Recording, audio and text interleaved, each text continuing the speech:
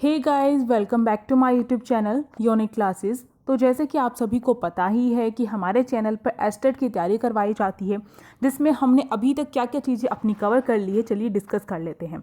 हमने जो है अपने प्रीवियस ईयर जो क्वेश्चंस हैं वो कवर कर लिए हैं, लिंक डिस्क्रिप्शन बॉक्स में जाकर देख सकते हो। और इसके साथ साथ हमने जो है अपने जो क्वेश्चंस हैं यानी कवर नहीं किए हैं, अभी कवर होने लग रहे हैं, ठीक है। क्वेश्चन सीरीज़ है वो चलाई हुई है, तो उसे भी आप क्या है देख सकते हो, लिंक डिस्क्रिप्शन बॉक्स में प्लेलिस्ट का बनाकर डाल दिया गया। मैराथन सीरीज़ तो ये है ही, आपको इसी से पता चल गया कि मैराथन सीरीज़ होती है। और उसमें आपके जो इंपॉर्टेंट टॉपिक हैं वो कवर करवाए जाते हैं, जो मोस्ट इंपॉर्टेंट टॉपिक हैं का आप सभी बोलते हैं कि इंपॉर्टेंट टॉपिक करवाओ, इकोनॉमिक्स के इंपॉर्टेंट टॉपिक करवाओ या इसके करवाओ, तो जो इम्पॉर्टेंट टॉपिक है मैराथन सीरीज़ में ही आ रहे हैं, ठीक है। टाइम लग सकता है, ठीक। तो मुझे पता है आप सभी के पास टाइम कम है, तो मतलब कि तैयारी भी हमने ज़्यादा लंबे टाइम से करनी स्टार्ट नहीं की है, क्योंकि एस्टेट जो है ये टीजीटी सोशल साइंस का काफ़ी हाई लेवल का आता है। मैं डरा नहीं रही हूँ, बस आपको बता रही हूँ। तो प्रीवियस ईयर करोगे तो उससे काफ़ी सारी चीज़ें कवर हो रही हैं। मैराथन सीरीज़ में मैंने इंपॉर्टेंट चीज़ें डाली है, उन्हें कवर करो, और भी चीज़ें जो आती जा रही है उन्हें कवर करते चलो, ठीक है। अब देखो, आज का जो ज्योग्राफी है, ज्योग्राफी को भी आप इग्नोर नहीं कर सकते। जैसे कि बहुत सारे बच्चे केवल और केवल इकोनॉमिक्स के पीछे भाग रहे हैं, तो मैं आप सभी को बता दूं, आपको हर सब्जेक्ट अपना ध्यान में लेकर चलना है, क्योंकि इसमें जो है क्वेश्चन ऐसा नहीं है कि खाली इकोनॉमिक्स के ही ज़्यादा आ जाएंगे, बाकी चीज़ें भी आती हैं, तो इकोनॉमिक्स भी करवाई जाएगी, डोंट वरी। आप देखो आज, क्योंकि लास्ट जो आपकी मैराथन क्लास थी उसमें इकोनॉमिक्स करवाई गई थी, आज हम जो है ज्योग्राफी का जो टॉपिक है अपना, जो ये लॉन्गिट्यूड और लैटिट्यूड यानी अक्षांश रेखाएं, देशांतर रेखाएं जो है उनके बारे में देखेंगी, ठीक है। साथ ही साथ आज हम क्या देखने वाले हैं, आपका मोस्ट इंपॉर्टेंट जो पूछा जाता है क्वेश्चन, टाइम निकालना जो है कई बार पूछा जाता है। और टाइम निकालना तो और भी जो एग्ज़ाम है उनमें पूछा जाता है कि जो हमारा जो अरुणाचल प्रदेश है उस पर सुबह कितने बजे हुए हैं, तो हमारे जो मानक है उसके हिसाब से कितने बजेंगे, इस तरीके से, तो वो भी इस वीडियो में हम कवर करने वाले हैं। साथ साथ में आज हम जो अर्थ है अपनी पृथ्वी है उसके बारे में हम जानेंगे अच्छी तरीके से, जहाँ से क्वेश्चन आते हैं। और आपको पता है मेरी वीडियो में फालतू चीज़ें नहीं होती है, केवल जहाँ से क्वेश्चन बन रहे वही सारी चीज़ें कवर करते हुए चलेंगे। तो इसी बात पर आप लाइक कर सकते हो, शेयर कर सकते हो मुझे सपोर्ट करने के लिए, साथ साथ सब्सक्राइब कर सकते हो और टेलीग्राम ग्रुप को ज्वाइन कर सकते हो, लिंक डिस्क्रिप्शन बॉक्स में है। तो जो ये डिस्क्रिप्शन बॉक्स है वो भी चेक करना आपको ज़रूरी है। अब देखो, जो हमारी पृथ्वी है, आपको पता होगा हमारी जो अर्थ है उसे आंतरिक ग्रह कहते हैं, जैसे कि पहले हम कवर कर चुके हैं अपनी मैराथन क्लास में। सोलर सिस्टम के बारे में सब कुछ नहीं देखे तो देख लेना। तो उसे जो है पृथ्वी जो है हमारा आंतरिक ग्रह, जो हमारा सोलर सिस्टम है उसमें सूर्य होता है, और सूर्य के चारों तरफ जो चक्कर लगाते हैं उनको ग्रह कहा जाता है, सूर्य का जो चक्कर लगाते हैं, ठीक है। तो इसमें जो है उसे दो पार्ट्स में डिवाइड किया गया, एक आंतरिक ग्रह और बाहरी ग्रह। आंतरिक ग्रह जो है आपके, उसमें हमारी अर्थ भी आती है, आपको ध्यान रखना है आंतरिक ग्रह में। तो ये बुध हो गया, मंगल हो गया, ठीक, और आपका जो ये पृथ्वी है, ठीक, और कौन सा हो गया आपका, एक और याद नहीं आ रहा, मुझे कमेंट बॉक्स में बताना कमेंट करके। तो ये जो है आपके आंतरिक ग्रह हैं, आपको ध्यान रखना है। तो पूछा जा सकता है कि पृथ्वी कौन सा ग्रह और सबसे बड़ा ग्रह है, सबसे बड़ा आपको ध्यान रखना है। आंतरिक ग्रहों में सबसे बड़ा ग्रह जो है आपका पृथ्वी, ऑल ओवर पृथ्वी नहीं है, ऑल ओवर तो जुपिटर है आपका सबसे बड़ा, पर अगर आंतरिक ग्रह की बात की जाए तो उसमें आपका कौन सा है, पृथ्वी है। पृथ्वी में आपको ध्यान रखना है, पृथ्वी में जो पृथ्वी अंतरिक्ष में क्या करती है, घूमती है, ठीक है, भ्रमण करती है, घूमती है। तो वो जो है दो प्रकार से घूमती है, आपको ये बात ध्यान रखनी है, दो प्रकार से। कौन कौन से दो प्रकार है, पहला प्रकार है रोटेशन, आप इंग्लिश में याद रखना है इसका, रोटेशन और रिवॉल्यूशन। क्योंकि इंग्लिश में मैं इसलिए बोल रही हूँ, हिंदी में इसके नाम काफ़ी चेंज करके दिए जाते हैं, और हिंदी भी आपको अच्छे से याद होनी चाहिए इसकी, तो आप जो है रिवाइज करते रहिए अपना टाइम टू टाइम। अब देखो, जो पृथ्वी की दो घूमने की जो प्रक्रिया, आपको पता है कि पृथ्वी क्या करती है, क्योंकि एक प्लैनेट है पृथ्वी, तो वो भी सूर्य का चक्कर लगाती है। जिस प्रकार अन्य ग्रह सूर्य का चक्कर लगाते हैं उसी तरीके से पृथ्वी भी लगाती है। तो पृथ्वी क्या करती है, दो तरीके से घूमती है। एक तो वो सूर्य का चक्कर लगाती है, ठीक है, मान लीजिए, अब मैं यहाँ पर आपको थोड़ा सा समझाने की कोशिश करूँ तो देखिए, जैसे ये सूर्य है अपना यहाँ पर, ठीक है, और इसका चक्कर कौन लगा रही है, पृथ्वी। तो ये इसका एक चक्कर लगाती है, एक तो इस तरीके से घूमती है, और एक पृथ्वी खुद ही अपने चारों तरफ घूमती है। तो ये दो तरीके की गतियाँ करती है जब पृथ्वी क्या करती है, घूमती है, सूर्य का चक्कर लगाती है। तो रोटेशन करती है, यानी पृथ्वी का घूर्ण जिसे कहा जाता है, एग्जैक्ट इसकी हिंदी यही होती है, पृथ्वी का घूर्ण होता है ये, ठीक है। और दैनिक गति भी इसको कहा जाता है, क्योंकि ये जो रोटेशन किया जाता है पृथ्वी के द्वारा, इसी की वजह से क्या होता है, दिन और रात की जो प्रक्रिया है वो होती है।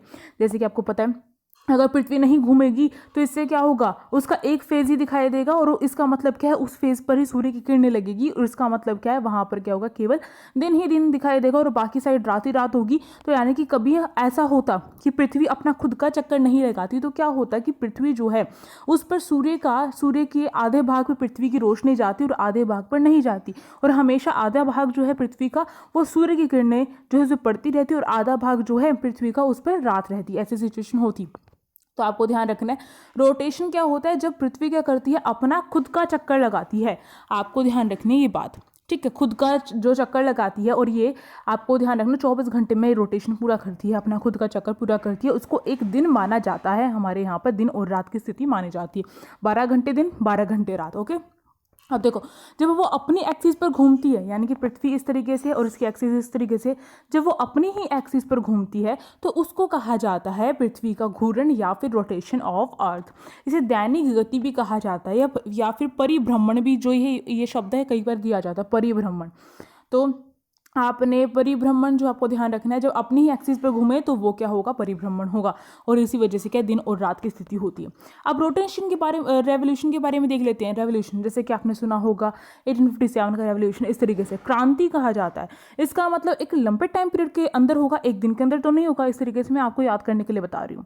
तो आप क्या कर सकते हैं, इस तरीके से याद कर सकते हैं कि रेवोल्यूशन का एक लंबे टाइम पीरियड के अंदर होगा, और पृथ्वी का जो रेवोल्यूशन है वो भी एक लंबे टाइम पीरियड के अंदर होता है। पृथ्वी जब सूर्य का पूरा एक चक्कर पूरा कर लेती है तो उसको रेवोल्यूशन कहा जाता है, और उसी वजह से मौसम में परिवर्तन, जो ऋतु होती है हमारी, उनमें जो परिवर्तन है इसी वजह से हमें देखने को मिलता है। यानी कि जब सर्दियां आती हैं, मौसम में चेंज होता है, वो किस वजह से होता है, जब इतना सारा जो 365 दिन या फिर आपका 366 दिन होते हैं ना, तो उनमें क्या करती है पृथ्वी जो है अपना जो सूर्य का चक्कर है वो पूरा करती है, और उसी वजह से क्या होता है, जो मौसम परिवर्तन है उसी वजह से होता है। बैकग्राउंड नॉइज़ के लिए मैं आप सभी से माफ़ी चाहती हूँ, क्योंकि मैं बहुत मुश्किल से टाइम निकाल कर आपके लिए वीडियो बना रही हूँ, और बैकग्राउंड नॉइज़ इस टाइम पर नॉर्मली होगी। अब देखो परिक्रमण, जैसे कि आप क्या करते हो, मंदिर में जाते हैं और आप जाकर वहाँ पर क्या करते हैं, परिक्रमा करते हैं। आपने परिक्रमा सुना होगा ना, जब मंदिर की आप क्या है नॉर्मली परिक्रमा कर रहे हैं, पूरा मंदिर कवर करके फिर उसी स्थान पर आ जाते हैं जहाँ से आपने स्टार्ट किया है ना। तो इसी तरीके से क्या पृथ्वी भी क्या करती है, इसी तरीके से पृथ्वी भी पूरा उसके सूर्य का चक्कर लगाकर दोबारा से उस स्थान पे आ जाती है। तो उसको परिक्रमण आपको ध्यान रखना है। इस तरीके से पृथ्वी अपनी खुद की एक्सिस पे नहीं घूम रही है, इसमें खुद की एक्सिस पे घूमती हुई सूर्य का चक्कर पूरा करती है। तो आपको ध्यान रखना परिक्रमण क्या होता है, जब सूर्य का चक्कर पूरा करती है वो, तो ये जो है परिक्रमण कहलाता है। इसे वार्षिक गति भी कहते हैं, क्योंकि इसी के थ्रू जो है हमारा एक साल बनता है। मैंने बताया ना 365 दिन में पूरा करती है वो अपना, 365 जो दिन है उसमें समथिंग कुछ और भी जो है आपके ऐड होते हैं, एग्जैक्ट अभी हम पढ़ेंगे। देखो इसी वजह से मौसम परिवर्तन होता है, ये तो मैंने आपको बता ही दिया।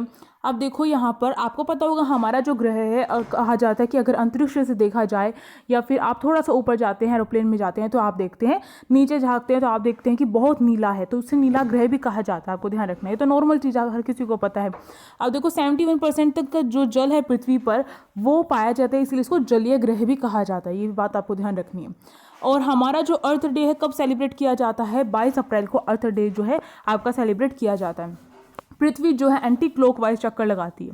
आपके जो सोलर सिस्टम है उसमें 2 ग्रह हैं, यूरेनस और वीनस, वही क्या करते हैं, जिससे आप मैंने आपको कह रखा है यूवी से याद रखो, यूवी रेज होती है ना, तो यू से आपका यूरेनस और वी से वीनस जो ग्रह है वो क्या करते हैं, क्लॉकवाइज चक्कर लगाते हैं, और बाकी सभी ग्रह जो है आपके एंटी क्लॉकवाइज चक्कर लगाते हैं। तो ये बात आपको ध्यान रखनी है। तो पृथ्वी भी जो है आपका एंटी क्लॉकवाइज यहाँ पर चक्कर लगाती है अपनी एक्सिस पर। जब पृथ्वी घूमती है यानी कि रोटेशन करती है जब पृथ्वी, तो उसे कितना टाइम लगता है सॉरी, तो उसे 24 घंटे जो है टाइम लगता है। ठीक है, 24 घंटे का समय लगता है। तो 24 घंटे हम नॉर्मली कह देते हैं, पर वो पूरे 24 घंटे नहीं होते, समथिंग कुछ होता है, जैसे कि 23 आवर 56 मिनट एंड 4.092 सेकंड जो है ये एग्जैक्ट होता है। एग्जैक्ट भी कई बार पूछ लिया जाता है, और आपको पता है एस्टेट जो है इसी तरीके से क्वेश्चंस जो है घुमा कर देता है, तो इस तरीके से याद रखो आप। अब देखो, और अब जो है हम जो है थोड़ा सा इसके बारे में और जानेंगे। तो देखिए जो हमारा ये पृथ्वी है उस पर कुछ इस तरीके से जो लाइनें हैं हम ग्लोब पर जो है बनाए रखते हैं उसे पढ़ने के लिए। तो इससे आपको जो है आपको ध्यान रखना है कि हमारा जो ग्लोब है उस पर जो ये लंबी लाइनें होती हैं इस तरीके से, ये लॉन्गिट्यूड होती हैं, आपको ध्यान रखना है। लॉन्गिट्यूड और जो आपकी लैटिट्यूड है उसे अभी इसी वीडियो में पढ़ने वाले हैं हम। तो लॉन्गिट्यूड अभी मैं थोड़ा सा बता देती हूँ आपको, कॉन्सेप्ट आपको क्लियर कर देती हूँ। यहाँ पर लॉन्गिट्यूड जो खड़ी वाली लाइनें होती हैं उन्हें लॉन्गिट्यूड कहते हैं, जिसे देशांतर रेखाएं बोलते हैं हम हिंदी में, ठीक है। तो आपको ध्यान रखना है, लंबी है तो लॉन्गिट्यूड, लॉन्ग से लंबा हो गया ना। और लैटिट्यूड, लैटिट्यूड जो होती है लेटी हुई लाइनें होती है, इस तरीके से याद रखना है आपको। लैटिट्यूड को हिंदी में अक्षांश रेखाएं कहा जाता है। तो अब आप ध्यान रखो कि ये जो बीच में आपकी एक ही अक्षांश रेखा है, 0 डिग्री पर अक्षांश रेखा है, ये एक अक्षांश रेखा है, ठीक है। तो इसको कहा जाता है विषुवत वृत्त या फिर इक्वेटर कहा जाता है। ये पूरी पृथ्वी को 2 बराबर भागों में जो है बांट देती है, 2 बराबर जो गोलार्ध हैं इनके बना देती है पृथ्वी के, ठीक। तो ये बात ध्यान रखनी है। अब विषुवत वृत्त के ऊपर की साइड जो आपकी ये वाली दिख रही है आपको, ये जो है आपका ट्रॉपिक ऑफ कैंसर होता है, जिसे हम कर्क रेखा कहते हैं। और यहाँ पर जो पृथ्वी है 23.5 डिग्री जो है नॉर्थ में झुकी हुई होती है। तो ये बात ध्यान रखनी है। अब इसी तरीके से नीचे की साउथ की बात करें, नॉर्थ में अगर देखेंगे तो ट्रॉपिक ऑफ कैंसर है और साउथ में देखेंगे तो ट्रॉपिक ऑफ कैप्रिकॉर्न होगा, यानी कि मकर रेखा आपकी जो है साउथ में होगी, जिसे हम जो है 23.5 डिग्री साउथ जो है इस तरीके से मेंशन करते हैं, ठीक। तो अब देखिए कर्क संक्रांति क्या होती है। जो कर्क संक्रांति है, जब सूर्य की किरणें जो है कर्क रेखा पर लंबवत पड़ती हैं, यानी कि जैसे सूर्य है और ये पृथ्वी है, जब इसके इस कर्क रेखा इस तरीके से होती है ना, तो सूर्य की किरणें इस तरीके से लंबवत पड़ रही है, इस पर एग्जैक्ट पड़ रही है, जिसमें यहाँ पर तो ये जो होती है इसको हम कर्क संक्रांति के नाम से जानते हैं। और ये उत्तरी गोलार्ध में, क्योंकि आपको पता है कर्क रेखा जो है उत्तरी गोलार्ध के अंदर है, हमारा नॉर्थ पोल के अंदर है, तो उत्तरी गोलार्ध में 21 जून जो है सबसे बड़ा दिन माना जाता है इसी वजह से, क्योंकि इस पर सूर्य की किरणें लंबवत पड़ती हैं। तो ठीक है, अब देखो मकर संक्रांति। मकर संक्रांति क्या है? मकर संक्रांति आपको ध्यान रखना है, जब जो साउथ वाला हिस्सा है आपका दक्षिणी गोलार्ध है, जिसमें मकर रेखा है आपकी, यानी कि ट्रॉपिक ऑफ कैप्रिकॉर्न है, तो वहाँ पर जब सूर्य की किरणें लंबवत पड़ती हैं तो उसको कहा जाता है। तो ये जो है आपको ध्यान रखना है, ये 22 दिसंबर को होता है साउथ में, 22 दिसंबर को सबसे बड़ा दिन माना जाता है। और इसी का उल्टा कर लेना, ठीक, तो हो जाएगा। अब देखो विषुवत।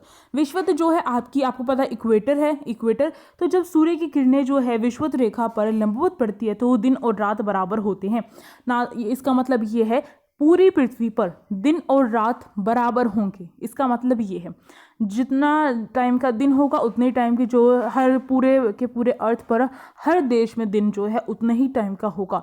तो ये बात ध्यान रखनी है। जब कब होता है ऐसा? जब इक्वेटर के ऊपर जो है लंबवत पड़ती है सूर्य की किरणें, ठीक है।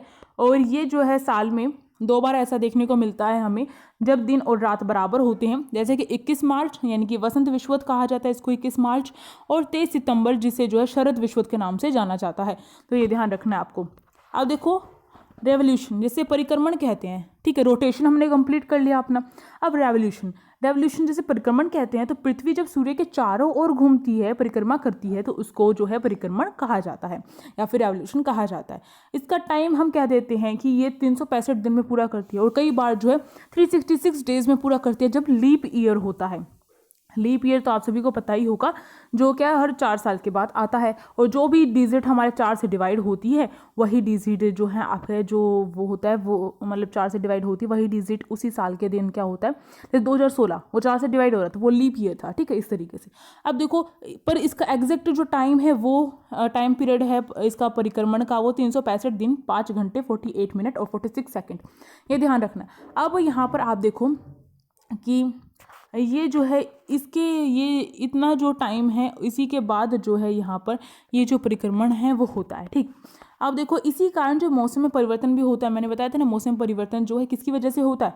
परिक्रमण की वजह से होता है, ठीक। अब देखो जो पृथ्वी है वो अपनी एक्सिस पर 23.5 डिग्री जो है झुकी हुई है, ये बात भी आपको ध्यान रखनी है।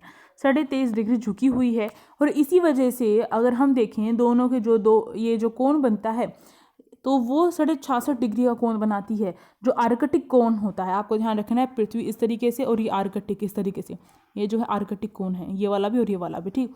तो ये आर्कटिक कोण जो है 66.5 डिग्री का होता है।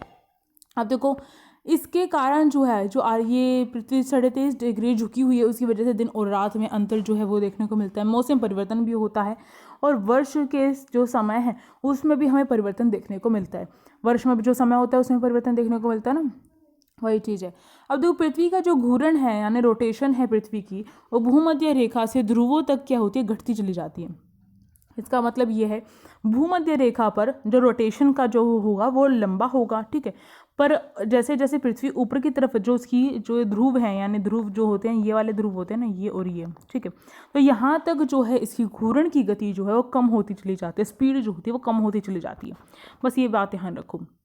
अब देखो पृथ्वी जो है सूर्य की जो परिक्रमा है वो कितने टाइम पीरियड में पूरा करती है, सूर्य की परिक्रमा मतलब कितनी वेग से, कितने स्पीड से पूरा करती है, तो 29.8 किलोमीटर सेकंड से पूरा कर लेती है वो। तो ये बात ध्यान रखनी है, स्पीड कितनी स्पीड में जो अपना वो रेवोल्यूशन है वो पूरा करती है पृथ्वी।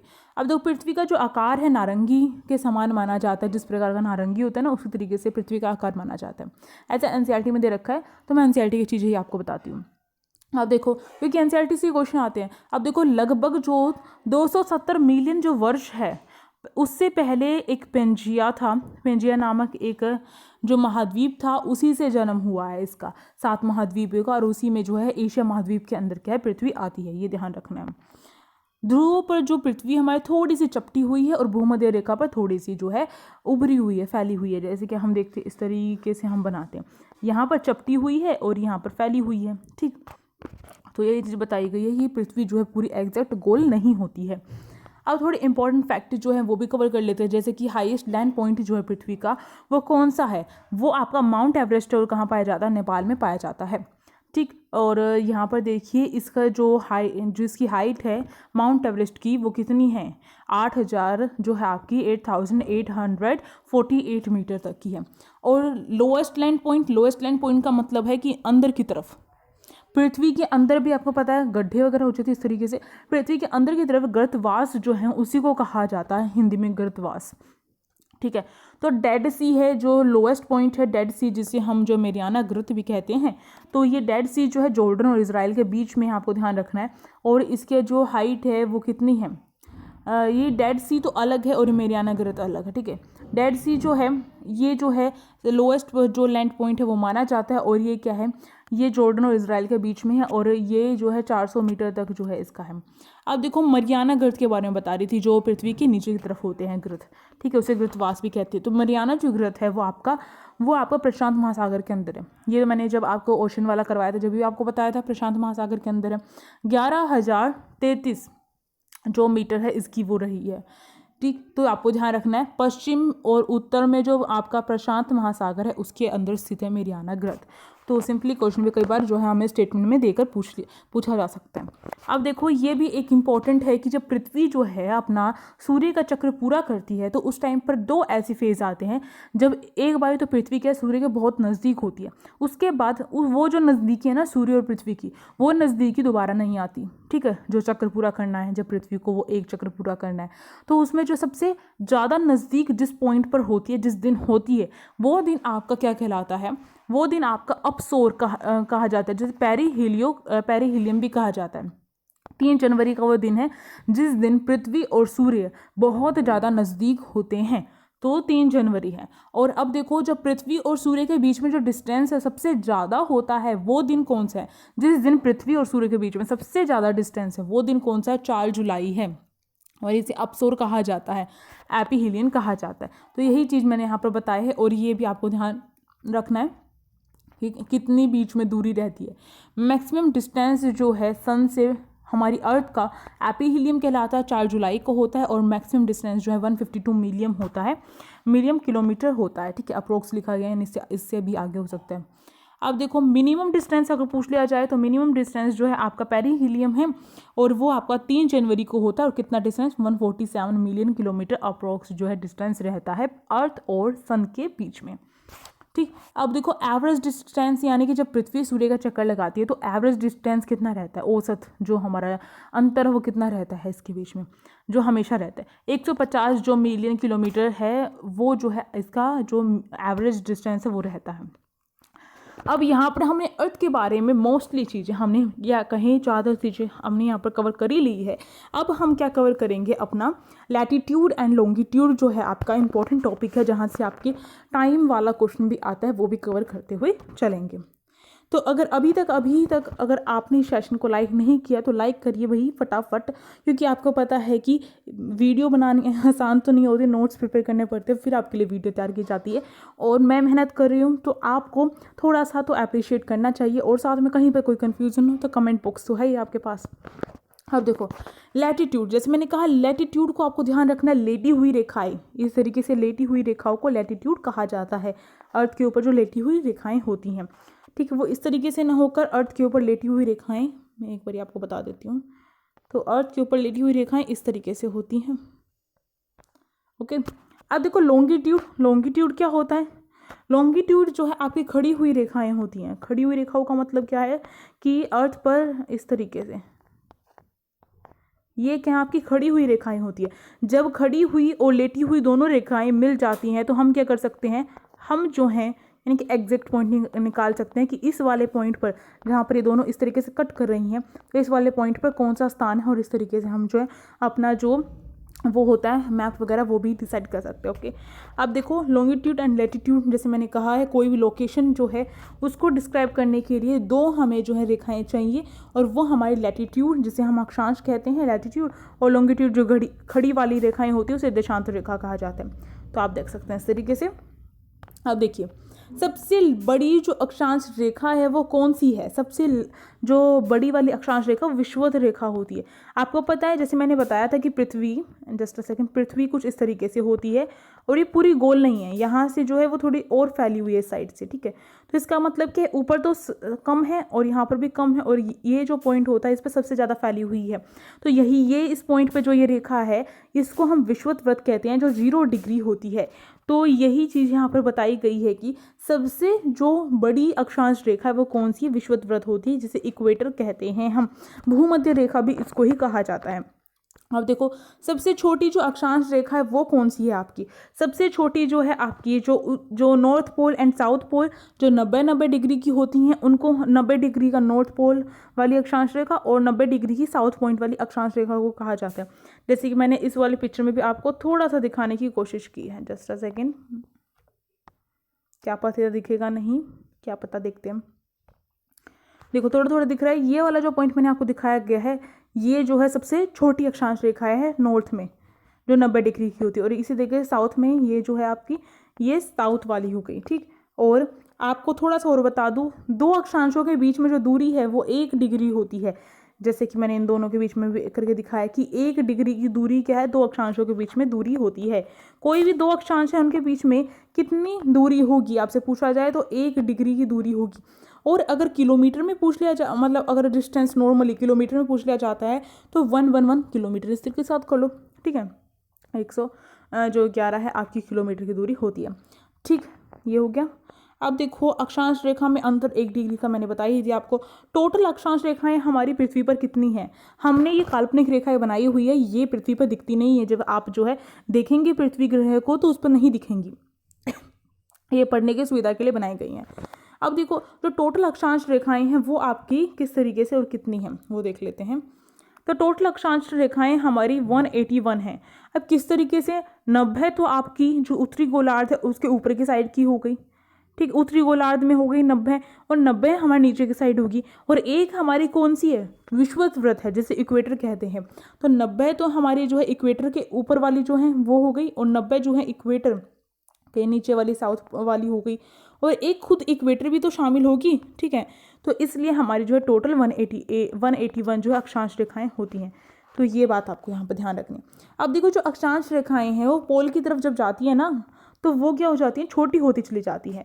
ये बात आपको ध्यान रखनी है। इसका मतलब क्या है कि जो अक्षांश, जैसे मैंने कहा कि ये जो है आप देख ही रहे हैं यहाँ पर ये कितनी लंबी है, फिर छोटी हो गई, फिर छोटी होगी, फिर छोटी हो जाएगी, इस तरीके से।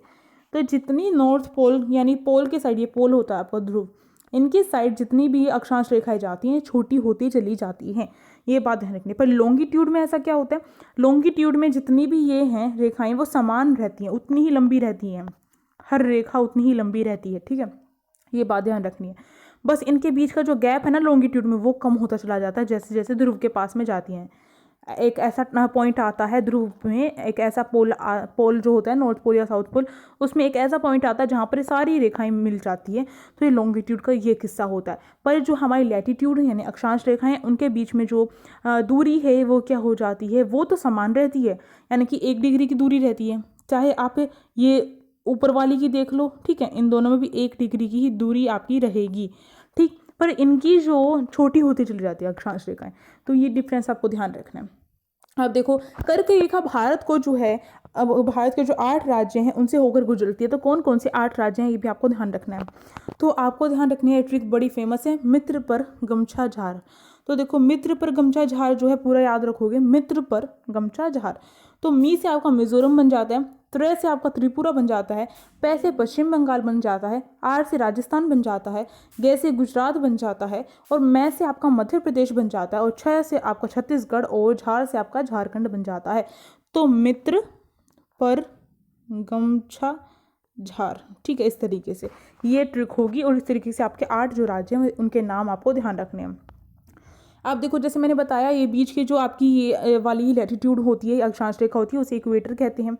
इक्वेटर के ऊपर जो है आपकी कर्क रेखा, जिसे ट्रॉपिक ऑफ कैंसर कहते हैं, वो 23 डिग्री नॉर्थ में झुकी हुई है, ठीक। और इसके ऊपर जो ये आपका है, ये आर्कटिक सर्कल होता है जो 66.5 डिग्री झुका हुआ है, ये बात ध्यान रखना है। और इस तरीके से अनार्कटिक जो है वो नीचे की तरफ होता है, अनार्कटिक साउथ में, तो वो भी इसी तरीके से 66 डिग्री है। जैसा जैसा ऊपर है वैसे वैसा नीचे होता है, बस इसके नाम जो है थोड़े अलग किए गए हैं डिफरेंस के लिए। अब देखो ट्रॉपिक ऑफ कैप्रिकॉर्न जो है वो आपकी मकर रेखा को कहा जाता है, ये भी 23 डिग्री पर साउथ में जो है झुकी हुई है, ठीक। Just a second.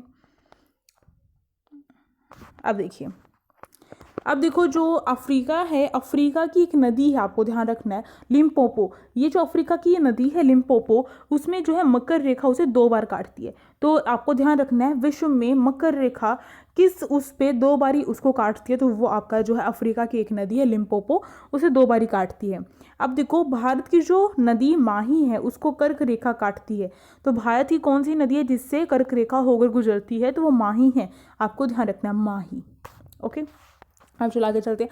आर्कटिक वृत्त, जैसे मैंने आपको बता दिया, 66.5 डिग्री जो है आर्कटिक वृत्त जो है नॉर्थ में है। और अगर आपको 66.5 इस तरीके से ना लिखा हुआ मिले तो 66 डिग्री 30 इस तरीके से लिखा हुआ आपको मिलेगा, ओके। अब देखो अनार्कटिक जो सर्कल है वो आपका 66 डिग्री साउथ में होता है, जैसे यहाँ बताया गया, ये आर्कटिक हो गया और ये अनार्कटिक हो गया। अब देखो अफ्रीका में जो 3 रेखाएं हैं, तीनों जो रेखाएं होती हैं, अफ्रीका जो आपका महाद्वीप है उसे जो है अफ्रीका, जो आपने जो महाद्वीप पढ़ा था चैप्टर, मैंने आपको मैराथन सीरीज़ में कवर करवाया था। तो मैराथन जो सीरीज़ है वो देखनी इंपॉर्टेंट है, मोस्ट इंपॉर्टेंट टॉपिक्स हैं, ठीक। तो आपकी जो ये था अफ्रीका में तीनों की तीनों इक्वेटर और आपकी tropic of cancer, tropic of capricorn, यानी कि आपकी विषुवत रेखा और आपकी जो विषुवत रेखा के ऊपर कर्क रेखा होती है और नीचे जो है निचली साइड में उसकी साउथ के साइड जो है आपकी मकर रेखा होती है। ये तीनों की तीनों रेखाएं जो है कौन से देश से होकर गुजरती है, कौन से महाद्वीप से होकर गुजरती है, ये आपको ध्यान रखना है। ये आपका एशिया अफ्रीका हो जाएगा इसका आंसर, ओके। तो अफ्रीका में ये तीनों की तीनों होकर गुजरती हैं, ये भी आपको बात ध्यान रखनी है, इंपॉर्टेंट क्वेश्चन है। अब देखो ऐसा नहीं है कि आप ये जो हिस्ट्री ज्योग्राफी पढ़ रहे हैं केवल इसमें ही काम आएगा। आप जब जीके आपकी होते हैं जनरल नॉलेज, उसमें भी कहीं ना कहीं से इनसे क्वेश्चन आ ही जाते हैं। तो ये मत सोचो, आपको तो फ़ायदा है इस चीज़ में। जो एसएसटी पढ़ते हैं उनका ये बेस्ट पॉइंट होता है कि उनकी जो जीके होती है वो तैयार हो जाती है। तो आप जो है अगर मतलब दिल्ली के लिए देंगे एग्ज़ाम, केवीएस में देंगे, तो उनमें आपका यहीं से क्वेश्चन फंसेंगे, जो आपके आते हैं ना एसएसटी से, वो यहीं से आएंगे। अब देखो लॉन्गिट्यूड के बारे में देखते हैं। मैंने कहा था लॉन्गिट्यूड की जो लंबाई होती है वो हर किसी के समान होती है, ठीक। पर ये क्या होता है, इनके बीच की जो दूरी होती है, गैप जो होता है वो कम होता चला जाता है, और एक ऐसा पॉइंट आता है जहाँ पर ये सारी की सारी मिल जाती हैं। वही चीज़ यहाँ पर बताई गई है। आप देख रहे हैं यहाँ पर कितना ज़्यादा गैप है। अब यहाँ पर देखो, यहाँ पर कितना कम गैप हो गया, इससे तो कम हो गया। अब ऊपर जो ये वाला पॉइंट है इस पर तो सारी मिल गई, ठीक है। तो इस तरीके से अब थोड़ा देख लेते हैं। जो आपकी लॉन्गिट्यूड जो है एक ऐसी लॉन्गिट्यूड है जिसे जो है मानक समय के लिए डिसाइड किया गया, स्टैंडर्ड टाइम के लिए डिसाइड किया गया। अब देखो यहाँ पर एक प्रॉब्लम थी, इतनी बड़ी अर्थ है हमारी, इतना बड़ा ग्रह है पृथ्वी, उसमें इतने सारे देश हैं, उन सारे देशों में एक जैसा समय कब रहे, कैसे रहेगा। तो उसके लिए जो है एक ऐसी जो बीच मतलब एक ऐसी लॉन्गिट्यूड छाटी गई है जो क्या करती है, अर्थ को डिवाइड करती है सही तौर पर। ठीक, तो ये जो आपकी लॉन्गिट्यूड है ये जो है ग्रीनविच पे है। ग्रीनविच एक क्षेत्र है ब्रिटिश में, ब्रिटिश जो आपका ये ब्रिटेन है ना, उसमें ब्रिटिश राज के वेधशाला है ग्रीनविच में, उस वाली जो वहाँ से होकर जो भी आपकी ये जाती है क्या कहते हैं इसको, देशांतर रेखा, ठीक है, लॉन्गिट्यूड जो जाती है गुजरती है इस ग्रीनविच क्षेत्र से जो ब्रिटिश की राज की वेधशाला के वहाँ पर है, तो उससे होकर गुजरती है, उसको स्टैंडर्ड जो टाइम निर्धारण के लिए माना गया है। तो इसे जो है हम क्या बोलते हैं, प्रधान या उत्तर रेखा भी कहा जाता है, इसको आपको ध्यान रखना है। अब देखो ग्रीनविच के पूर्व में अगर हम देखें तो पूर्व में जो पूर्वी देशांतर हैं और इसी तरीके से दक्षिण में दक्षिणी देशांतर हो जाती है, तो ये बात आपको ध्यान रखनी है। तो इसका मतलब मैंने क्या बताया, यहाँ पर दक्षिणी देशांतर नहीं होगा, ये कट करके आप इसमें पश्चिमी देशांतर कर लीजिए, क्योंकि ये जो आपकी लॉन्गिट्यूड है ये क्या कर रही है, इस साइड इसके क्या होगा, इस साइड इसकी वेस्ट हो जाएगा, क्योंकि ये नॉर्थ हो गया, साउथ हो गया और ये वेस्ट हो गया और ये आपका ईस्ट हो जाएगा। तो ये जो आपकी एक ऐसी मान लीजिए ये वाली जो है आपकी जो है वेधशाला से होकर गुजर रही है ग्रीनविच, तो ये जो है इसके इस साइड जाओगे तो वेस्ट वाले देश आ जाएंगे और इस साइड जाओगे तो ईस्ट वाले आ जाएंगे। और आपको पता होगा हमारा सूर्य इसी साइड से निकलता है, तो इसका मतलब सबसे पहले जो ईस्ट में जो देश हैं उनको क्या करता है, सूर्य की किरणें प्राप्त होती हैं। भारत भी ईस्ट में आता है, ठीक है, जो ईस्ट का ये गोलार्ध है इसमें आता है भारत। तो इसका मतलब क्या है, इसके इस साइड जो है सबसे पहले सूर्य निकलेगा और यहाँ पर ग्रीनविच में जो है ये बाद में सूर्य निकलता है ईस्ट वाले देशों के मुकाबले। और इसके बाद ग्रीनविच के बाद जो देश आते हैं उनमें जो है और भी बाद में सूर्य की किरणें पहुँचती हैं। ठीक, अब देखो समय का निर्धारण किस तरीके से होता है। पृथ्वी जो है 360 डिग्री घूमती है, आपको पता है, और 24 घंटे में वो अपना एक चक्कर, खुद का एक चक्र अपनी एक्सिस पर पूरा करती है। तो 24 जो घंटे हैं पृथ्वी के, वो आप इस तरीके से कर सकते हो, 24 घंटे आपके जो हैं ये जो 1440 मिनट हो जाएंगे 24 घंटे आपके। ठीक, तो 1440, इसका मतलब क्या है, जब पृथ्वी जो है अपना एक जो चक्र पूरा करती है तो वो क्या हो गया, उसका मतलब है कि पृथ्वी, आप ध्यान रखो कि जो 1 डिग्री होगा, 1 डिग्री का मतलब होता है कि जब आपका ये जो पृथ्वी घूम रही है 360 डिग्री, इसको आप 1 डिग्री निकालने के लिए क्या करेंगे, 360 डिग्री 24 घंटे में पूरा करती है। ठीक, इसका मतलब अभी दोबारा समझते हैं। देखो 360 डिग्री जो है पृथ्वी 24 घंटे में पूरा करती है। 24 घंटे को अगर मिनट में चेंज करेंगे तो इतनी निकल के आएगी। अब मैं यहाँ पर आपसे एक क्वेश्चन पूछूं कि 1 मिनट में पृथ्वी जो है 1 डिग्री में जो पृथ्वी जो है कितना जो टाइम के अंदर घूमेगी, 1 डिग्री 360 तो वो 24 घंटे में घूमती है, पर 1 डिग्री कितने टाइम में घूमेगी, अगर मैं ये पूछूं तो कैसे निकालते थे। जैसे मैंने आपको कह दिया कि जो मैथ का क्वेश्चन मुझे याद नहीं आ रहा। अब देखो इसी तरीके से आप समझ सकते हैं, जब आपसे इस तरीके से पूछ लिया जाए तो आपको ध्यान रखना है कि ये जो मिनट है उसे अगर हम 360 से डिवाइड कर देंगे तो आपका 1 डिग्री निकल के आ जाएगा, जो 4 मिनट होता है नॉर्मली। वैसे ये प्रोसेस आपको यहाँ पर समझाना था। ओके, आपको ध्यान रखना है 1 मिनट जो है 1 डिग्री जो है 4 मिनट होता है। 1 डिग्री का मतलब 4 मिनट होता है, तो ये बात ध्यान रखनी है। एक देशांतर से दूसरे देशांतर के बीच की जो दूरी है वो आपकी 4 मिनट होती है। जैसे हमने देखा था एक अक्षांश से दूसरे अक्षांश की जो दूरी थी वो आपकी 1 डिग्री थी, इसी तरीके से जो है एक देशांतर से दूसरे देशांतर की दूरी भी क्या है, 1 डिग्री है। अब 1 डिग्री का मतलब क्या है, 4 मिनट अभी हमने निकाला ना, 4 मिनट होता है 1 डिग्री का मतलब।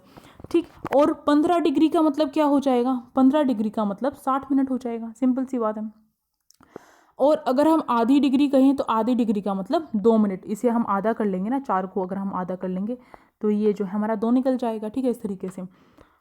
ठीक, अब देखो भारत का जो समय है वो किस तरीके से निर्धारण किया जाता है। भारत में जो है अगर मानव समय का निर्धारण क्यों किया जाता है, हर जगह एक जैसा टाइम हो, कम से कम देशों में तो एक जैसा टाइम हो, अपने जो देश है उसमें।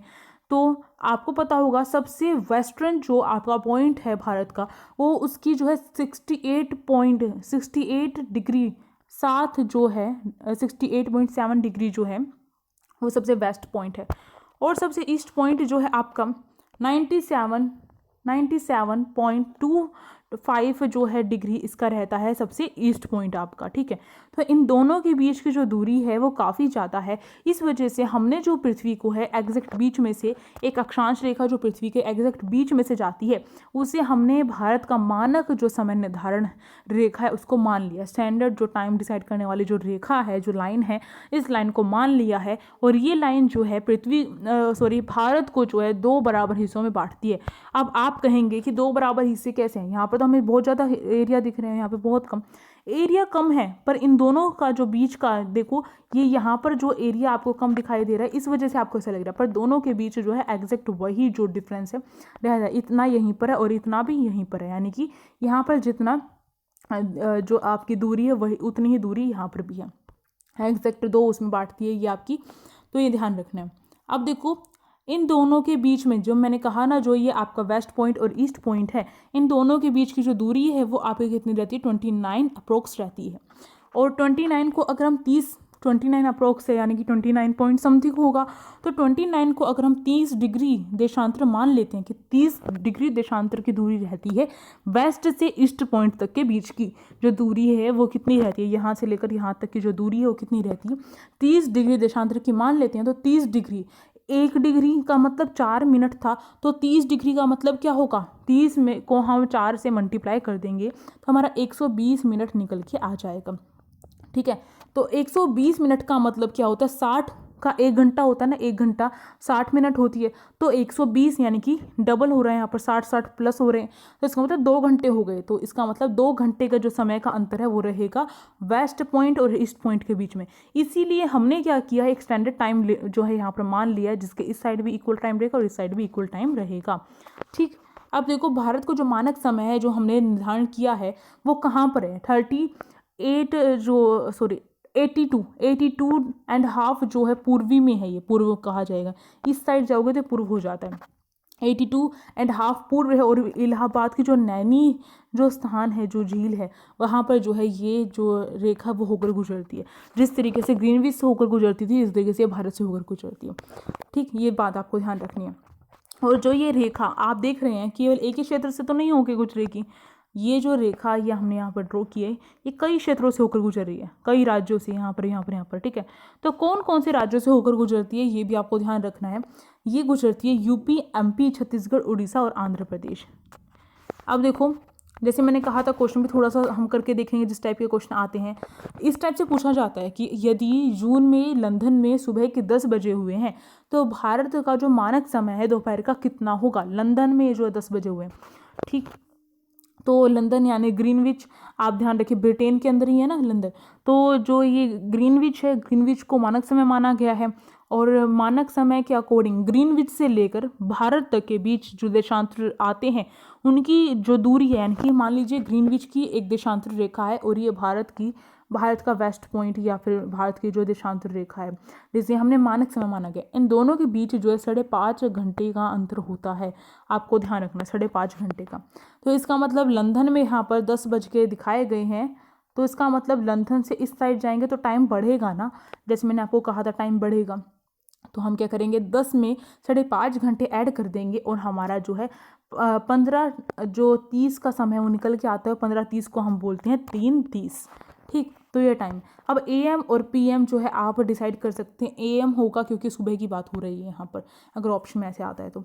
एक और क्वेश्चन यहाँ पर लेकर आई हूँ, ये देखिए यदि अहमदाबाद में जो है 72.30 जो डिग्री ईस्ट देशांतर पर स्थित है अहमदाबाद, ठीक है। अहमदाबाद गुजरात के अंदर है, आपको ये तो पता ही है, कॉमन सेंस, भारत की बात हो रही है। तो अहमदाबाद का स्थानीय समय क्या होगा, यानी कि स्थानीय समय जो भारत की जो 82 वाली जो जाती है 82.5 जो आपकी जाती है ईस्ट में, जिसे हमने स्टैंडर्ड समय के लिए डिसाइड किया गया है, उस देशांतर रेखा के अकॉर्डिंग अहमदाबाद का टाइम कितना होगा अगर जो है इसकी इतने देशांतर पर है। तो आपको पता है कि हमारा मानक समय जो है इस जो ये रेखा जाती है 82.30 डिग्री ईस्ट, इस रेखा के अकॉर्डिंग डिसाइड है। अब यहाँ पर अहमदाबाद का 72 डिग्री 30 जो है हमें जो है वेस्ट दे रखा है, ठीक है, ईस्ट से ही दे रखा है क्योंकि ईस्ट इस साइड से ईस्ट ही आएगा ना। यहाँ पर हमारी जो है ये ग्रीनविच की लाइन है, इससे ईस्ट ही होगा ये, तो अहमदाबाद का भी ईस्ट में दे रखा है, तो इन दोनों को माइनस कर देंगे तो हमारा 10 जो है 10 जो डिग्री ईस्ट है वो निकल के आ जाएगा। यानी कि ये अहमदाबाद है गुजरात, और ये हमारा जो मानक समय है जो हमने रेखा डिसाइड की गई ये है, इन दोनों के बीच में 10 डिग्री का अंतर है, ये बात ध्यान रखो। यहाँ पर समझ में आ गया 1 डिग्री का मतलब क्या होता है 4 मिनट, तो 10 डिग्री का मतलब क्या होगा 10 में हम क्या करेंगे 10 को 4 से इंटू कर देंगे, तो इसका मतलब 40 मिनट का अंतर हो गया, इन दोनों के बीच में 40 मिनट का अंतर हो गया। ओके, अब 40 मिनट का अंतर हो गया तो आपको पता है कि अब ये जो हमारी मानक रेखा है ये ईस्ट में है, और ये भी जो है अहमदाबाद इस साइड से ईस्ट में और इस साइड से वेस्ट में है, यानी कि यहाँ पर सूर्य पहले निकलेगा। मैंने कहा जितने ईस्ट में होते हैं जो भी क्षेत्र वहाँ पर सूर्य की किरणें पहले पहुँचती है, तो यहाँ पर पहले पहुँचेगी, और ये अहमदाबाद यहाँ पर है, ये लिख लेते हैं, ये अहमदाबाद यहाँ पर है, और इसको स्टैंडर्ड टाइम लिख देते हैं, ये स्टैंडर्ड टाइम है। तो यहाँ पर पहले पहुँची किरणें और यहाँ पर बाद में पहुँचेंगी, तो इसका मतलब क्या है यहाँ पर टाइम जो होगा आपका कम हो जाएगा। स्टैंडर्ड टाइम के अकॉर्डिंग अगर हम देखें तो ये आपका जो है इस तरीके से निकल के आ जाएगा। ओके, अब चलिए आगे देखते हैं। अक्षांश के मान के साथ उसकी दिशा भी लिखी जाती है, तो अक्षांश जो है आपका 1 मिनट, हाँ जी, अब देखिए अक्षांश के मान के साथ जो है उसकी दिशा भी लिखी जाती है, तो ये बात आपको ध्यान रखनी है। क्यों लिखी जाती है? क्योंकि अक्षांश जो है हम ये नहीं बता सकते कि सेम एग्जैक्ट जो अक्षांश 20 हो गया 20 डिग्री उस पर जो नॉर्थ है या साउथ ये नहीं बताएं, और केवल बता दें कि 20 डिग्री अक्षांश में जो है महाराष्ट्र का चंद्रपुर आता है इस तरीके से, तो हमें कैसे पता चलेगा? तो इसके पीछे जो है नॉर्थ या साउथ लगाया जाता है। ये देखो जो ताप वृद्धि है वो देख लेते हैं हम, तो इस तरीके से हमारी जो ये होती है जो अर्थ है उसमें यहाँ पर देखो ये बीच का ये विषुवत है, इसके ऊपर का जो ये क्षेत्र आपको दिख रहा है जिसमें मैंने ब्लू में लिखा है ये उष्णकटिबंध क्षेत्र होता है। ठीक, ये पूरा पूरा यहाँ से लेकर यहाँ तक का उष्णकटिबंध होता है, इतना क्षेत्र। कर्क रेखा से नीचे का और मकर रेखा से ऊपर का जो क्षेत्र उष्णकटिबंध होता है। अब कर्क रेखा से जो आपका ये वाली जो ये व्रत ये 66.5 डिग्री आर्कटिक जो सर्कल है, आर्कटिक सर्कल है, उसके बीच जो है उत्तरी शीतोष्ण कटिबंध होता है। इसी तरीके से यहाँ पर दक्षिण में अगर हम देखो तो दक्षिणी जो शीतोष्ण कटिबंध है इस तरीके से होता है। और फिर हमारा जो ये ध्रुव है ये उत्तरी जो शीत कटिबंध हो जाएगा, और ये साउथ में आता है तो इसलिए से साउथ जो हम कहेंगे दक्षिणी शीत कटिबंध। अब देखो जो हम इसे थोड़ा रब कर लेते हैं। अब देखो जो उष्ण कटिबंध अभी हमने देखा कि कर्क रेखा और मकर रेखा के बीच का जो गैप है उसे हम क्या कहते हैं? उष्ण कटिबंध कहते हैं। तो यही चीज़ यहाँ पर बताई गई है। अब देखो सबसे अधिक जो ऊष्मा है यानी कि सबसे ज़्यादा जो सूर्य की रोशनी है यही क्षेत्र प्राप्त करता है, तो इसीलिए इसे उष्ण कटिबंध क्षेत्र कहा जाता है। सूर्य वर्ष में एक बार सिर के एग्जैक्ट ऊपर होता है इस क्षेत्र में। ठीक, तो एग्जैक्ट इसका मतलब है बिल्कुल लंबवत पड़ती हैं रेखाएं, सूर्य की बिल्कुल सीधी पड़ती है। अब देखो शीतोष्ण कटिबंध, शीतोष्ण कटिबंध अभी हमने देखा ये वाला क्षेत्र आपका शीतोष्ण और ये वाला क्षेत्र आपका शीतोष्ण है, तो ये बट जाता है, ये उत्तर का हो जाता है और ये दक्षिण का हो जाता है। तो शीतोष्ण कटिबंध क्या है? यहाँ पर शीत भी है और उष्ण भी है, यानी कि यहाँ पर ठंड भी होगी। शीत का मतलब ठंड होता है, उष्ण मतलब गर्मी, तो ठंड और गर्मी दोनों है। तो इसका मतलब क्या? उत्तरी गोलार्ध में जब कर्क रेखा, ये तो मैं आपको लोकेशन बता ही चुकी हूँ कहाँ पर है ये शीतोष्ण कटिबंध। तो यहाँ पर क्या होता है, यहाँ पर तापमान जो होता है मध्यम रहता है, ना तो ज़्यादा ठंड ना ही ज़्यादा गर्मी, क्योंकि शीतोष्ण है, यानी कि शीत प्लस में गर्मी ग्रीष्म दोनों चीज़ें हैं यहाँ पर, तो आपको ध्यान रखना है। ध्रुव की तरफ अगर हम देखें तो सूर्य की किरणें जो है तिरछी जाती हैं, यानी कि ये सूर्य है, ठीक है, और ये इस तरीके से अगर हम देखें तो यहाँ पर तिरछी जाएगी इसकी किरणें। एग्जैक्ट विषुवत व्रत के यहाँ पर तो सीधी जा रही थी, यहाँ पर तिरछी जाएगी। ठीक, तो इस वजह से सूर्य कभी भी सिर के ऊपर नहीं होता है। अब देखो शीत कटिबंध, शीत कटिबंध जो है उत्तरी गोलार्ध में, जो हम अभी देख लेते हैं इसकी एग्जैक्ट लोकेशन। शीत कटिबंध की बात हो रही है तो ये वाला हो गया हिस्सा, और नीचे की साइड ये वाला हिस्सा हो गया, तो ये शीत कटिबंध हिस्सा कहलाएगा आपका। अब देखो शीत कटिबंध जो है आपका, इसमें जो है ठंड रहती है, यहाँ पर जो सूर्य की किरणें बहुत मुश्किल से पहुँच पाती हैं, तो यहाँ पर क्या ठंड रहती है इन क्षेत्रों में, और सूर्य जो है क्षितिज से ज़्यादा ऊपर जो है नहीं पहुँच पाता है, ये भी ध्यान रखना है। तो शीत केवल शीत आ गया, तो यहाँ पर केवल जो है ठंडी ठंड रहती है, और शीतोष्ण का मतलब क्या है? ठंड प्लस में गर्मी, यानी कि मध्यम मौसम, और उष्ण कटिबंध का मतलब क्या है? गर्मी रहती है, और सिर पर सूर्य साल में एक बार आता है। तो हमने यहाँ पर काफ़ी सारी चीज़ें अपनी कवर कर ली हैं आज। तो अगर वीडियो अच्छी लगी तो लाइक कर सकते हो, शेयर कर सकते हो, और टेलीग्राम ग्रुप को ज्वाइन करना मत भूलिएगा, लिंक डिस्क्रिप्शन बॉक्स में दिया गया है, और अपनी कमेंट करके मुझे बता सकते हो कि वीडियो कैसे लगी। Thank you for watching this video.